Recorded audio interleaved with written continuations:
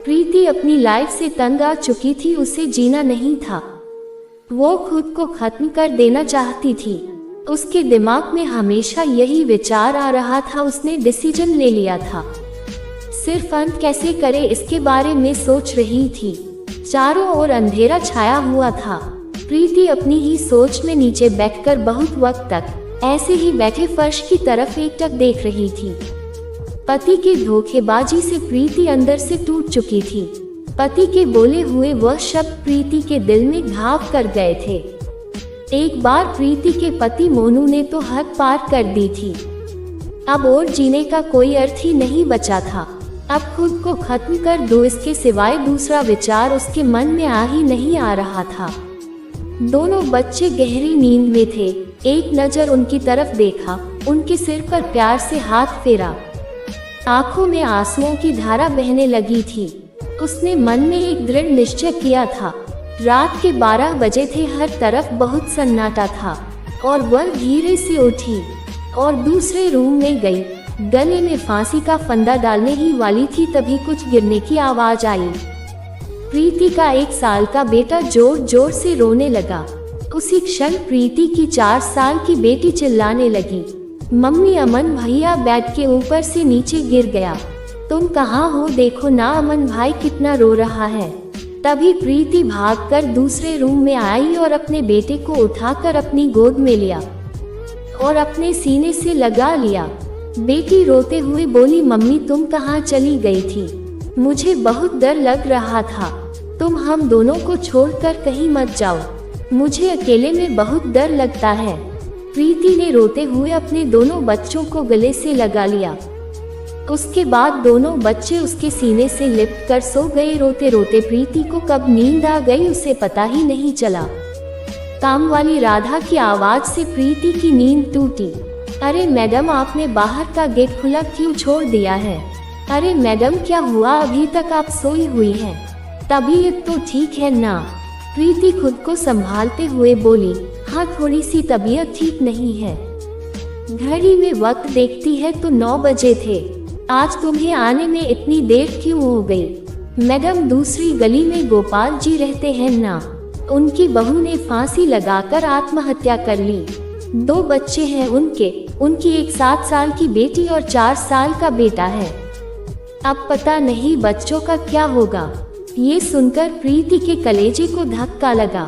अपनी साड़ी ठीक करके उसने पूछा, ये कब हुआ? गोपाल जी ने अभी बताया है, रात को हुआ मैडम जी। मैंने ऐसा सुना है कि उसके पति की दूसरी औरत से संबंध थे और उसका पति अब भी नहीं आया। अचानक प्रीति गुस्से से बोली, वो आए या ना आए उस पे क्या फर्क पड़ता है? अब वह थोड़ी देखने आएगा, गया होगा अपनी रखेल से मिलने। ये सुनकर कामवाली राधा प्रीति के कान के पास आई और धीरे से बोली, मैडम मैं अनपढ़ गवार हूँ और घर घर में जाकर झाड़ू पोछा करके अपना पेट भरती हूँ और आप पढ़े लिखे लोग हो, भले ही मैं आपसे उम्र में बड़ी हूँ पर जीवन का अनुभव आपसे थोड़ा ज़्यादा है। आजकल साहब और आपके बीच जो चल रहा है वह ठीक नहीं चल रहा है। मुंह बंद रहता है मेरा, फिर भी मेरे कान खुले रहते थे। मैं एक औरत हूँ और औरत के दुख को भी समझती हूँ, इसलिए मुझे आपको एक बात बतानी है। आत्महत्या ये कोई भी समस्या का समाधान हो नहीं सकता। जिंदगी में उतार चढ़ाव तो होते ही रहते हैं। इसका मतलब ऐसा नहीं कि आप अपनी जान दे दो। मैडम जी, कभी कभी आदमी अपना रास्ता भटक जाता है पर अंत में घूमकर अपने ही घर वापस आता है, और जब नहीं आए तो भी क्या फर्क पड़ता है?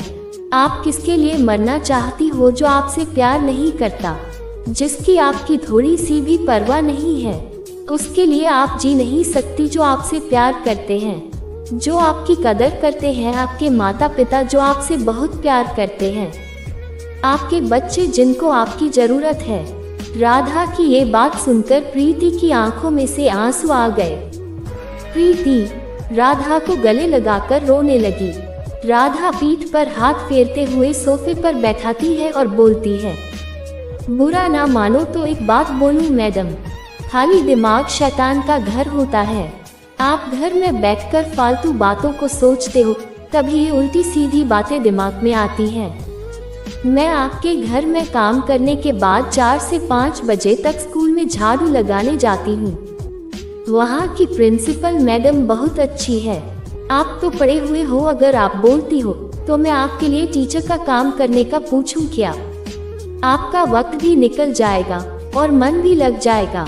इस पर प्रीति चुप बैठी थी। कोई भी जवाब न मिलने पर राधा बोली, मैं आपके लिए चाय लेकर आती हूँ। और राधा काम करने लग जाती है। काम निपटा कर बोलती है, मैडम मैं जाती हूँ। उतने में प्रीति उससे बोलती है, रुको राधा, तुम स्कूल में मेरे लिए पूछना, यदि संभव हो तो प्रिंसिपल मैडम का नंबर मुझे लाकर दे देना। राधा के चेहरे पर खुशी का भाव दिखा। राधा प्रीति के पास जाकर बैठी और धीरे से बोली, मैडम मैंने दूसरे रूम में बैग पर स्टूल रखा हुआ देखा था। ऐसा आप कभी भी मत करना, यह आपका घर है। इसे बचाने का आपसे जो हो सके वह कीजिए।